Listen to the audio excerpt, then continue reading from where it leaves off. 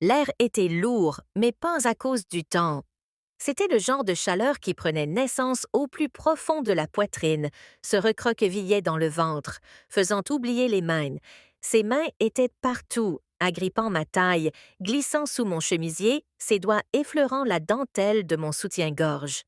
Mon souffle s'accéléra. Je m'adossai au mur de la chambre d'amis, étouffant un son tandis que ses lèvres traçaient le feu de mon cou.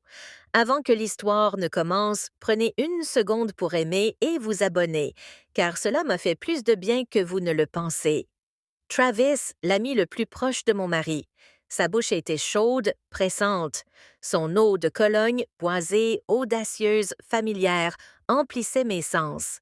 Ma robe était remontée sur mes hanches. Mes sous-vêtements étaient écartés. Ses doigts se glissèrent entre mes jambes. Et pendant une seconde, je ne pus penser qu'à quel point j'en avais désespérément besoin. « Tu trembles » murmura-t-il près de mon oreille. « Je sais » ai-je soufflé. Et juste au moment où le monde était sur le point de basculer, j'ai murmuré. « Attendez, avant de continuer, il faut que vous fassiez une chose. Aimez cette vidéo, abonnez-vous, activez la cloche, car c'est le secret le plus fou que j'ai jamais révélé. Laissez-moi vous ramener en arrière. » J'ai épousé Ethan à 27 ans. Nous nous sommes rencontrés lors d'une retraite d'entreprise à Houston. Il était vif, précis, gentil. Mes amis le considéraient comme le choix sûr. J'en avais assez du chaos à l'époque, alors j'ai choisi la stabilité. Les premiers jours se sont bien passés. Le sexe était bon. Il me faisait sentir remarqué.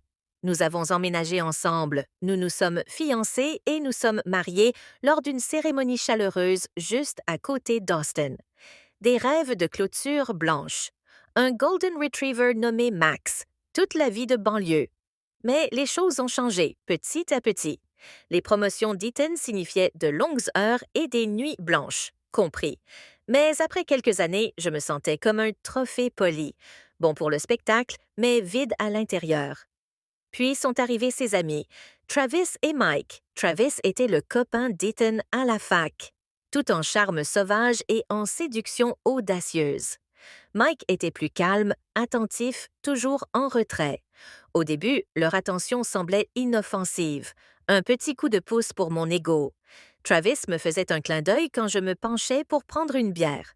Mike s'attardait trop longtemps dans la cuisine pendant que je cuisinais. Mais un soir, ce n'était plus aussi inoffensif. On organisait un barbecue, musique forte, boissons à flot. Ethan avait bu trop de bière et s'était évanoui à 22 heures. Je rangeais quand Travis s'est approché et a pris une bière dans le réfrigérateur. « Tu es toujours superbe dans cette robe », a-t-il dit. « Tu m'as déjà vu porter ça », ai-je taquiné.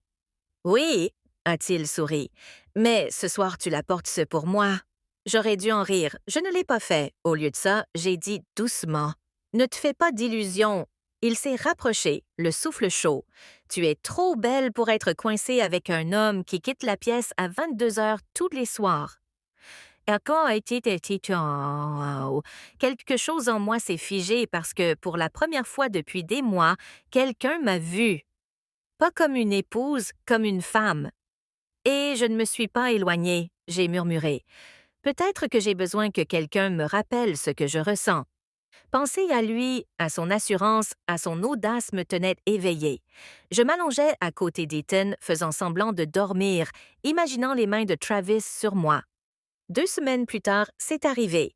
Ethan a invité Travis à venir regarder un match. Je me suis excusée, lui ai dit que je dormirais tôt, mais je suis restée éveillée. Ethan s'est évanoui. Je suis descendue en peignoir. Travis était toujours sur le canapé. Il a levé les yeux en souriant. « Tu n'arrivais pas à dormir ?» a-t-il demandé. « Tout va bien ici ?» demanda-t-il nonchalamment en feuilletant le dossier. « Oui, docteur », je répondis rapidement en reculant. « Monsieur Darnell est prêt. » Je ne jetai pas un regard en arrière. Je sortis discrètement, mais le cœur battant, même avec la porte fermée derrière moi, le sentiment d'être mal à l'aise persistait. Plus tard dans l'après-midi, j'étais assis au poste des infirmières Kentucky à consulter les dossiers des patients lorsqu'un message de la réception apparut. Monsieur Darnell avait demandé l'infirmière Hilla pour le suivi de demain. J'avais l'estomac noué. Pourquoi moi? Était-ce parce qu'il se sentait mal à l'aise et qu'il voulait se familiariser avec lui? Ou bien quelque chose d'autre se tramait-il sous la surface? Le lendemain, je me tenais à nouveau devant sa salle d'examen. J'inspirais pour me préparer, puis je frappais. En entrant, son regard croisa le mien. Son attitude avait changé. La gêne de la veille avait disparu. Il semblait plus sûr de lui. « J'ai pensé à vous, » Forte, dit-il avec un léger sourire. Mon pouls s'accéléra.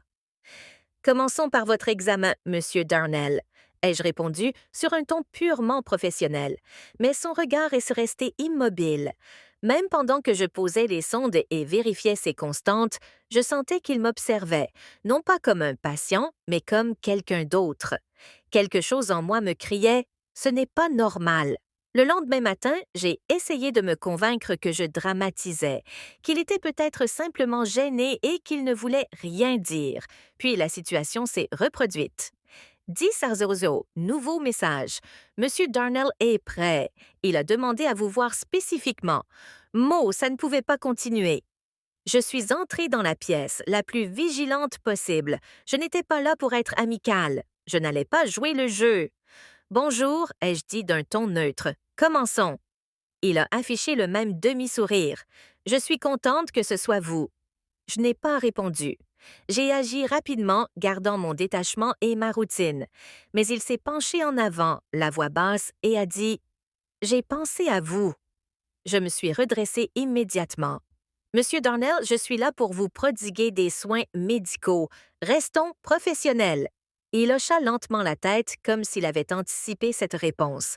Son étrange sourire ne le quitta jamais. Ses yeux restèrent rivés aux miens. Puis la porte s'ouvrit. Le soulagement me submergea. Quelqu'un d'autre. Peut-être un témoin, mais ce n'était pas le médecin. C'était une femme, la quarantaine, élégamment vêtue, le regard alerte. Ni membre du personnel, ni patiente. « Est-ce que je suis en train de déranger quelque chose? » demanda-t-elle.